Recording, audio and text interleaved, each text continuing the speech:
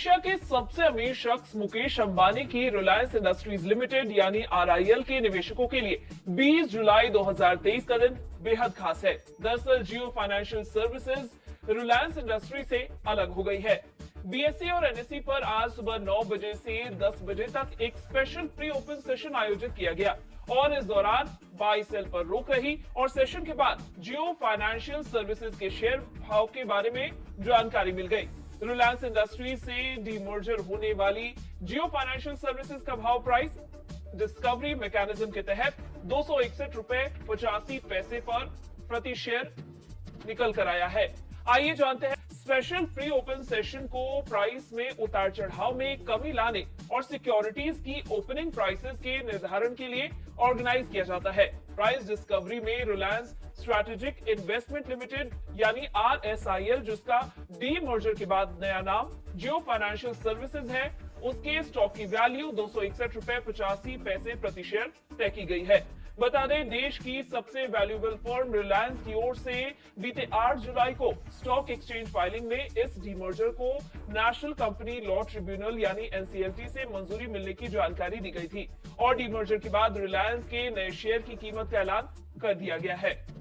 Analyst ने अनुमान लगाया था कि जियो फाइनेंशियल सर्विसेज का भाव 160 रुपए से 190 रुपए प्रति शेयर के भाव के करीब रह सकता है। ऐसे में 261 रुपए 85 पैसे प्रति शेयर का वैल्यू अनुमान के अनुसार रहा है। इसके अलावा अब एनएसई पर रिलायंस इंडस्ट्रीज लिमिटेड के शेयर की वैल्यू 2580 रुपए निर्धारित की गई है, जबकि बीएसई पर इसका प्राइस 2589 रुपए सेट किया गया है। इस डीमर्जर की प्रक्रिया में जिन लोगों के पास रिलायंस के शेयर हैं, उन्हें एक शेयर के बदले जीएफएसएल यानी जियो फाइनेंशियल सर्विसेज लिमिटेड का एक शेयर दिया जाएगा।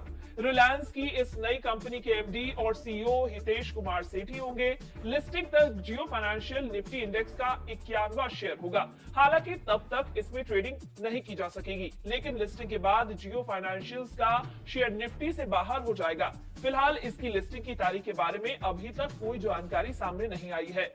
जेएफएसएल की कुल आउटस्टैंडिंग शेयरों की संख्या 6076.5 करोड़ है। ऐसे में एनएसई पर इस कंपनी की कुल मार्केट कैपिटलाइजेशन 1.77 लाख करोड़ रुपए रहने का अनुमान है। 19 जुलाई 2023 तक जिन शेयर होल्डर्स के पास आरआईएल का शेयर होगा, उन्हें हर शेयर के बदले में जेएफएसएल का एक शेयर मिलेगा। कंपनी ने इसके लिए पहले ही 1:1 रेशियो का शेयर अलॉटमेंट तय किया था। एक एग्जांपल से इसे समझते हैं, अगर आपके पास आरआईएल के 50 शेयर्स हैं, तो आपको जेएफएसएल के 50 शेयर मिलेंगे।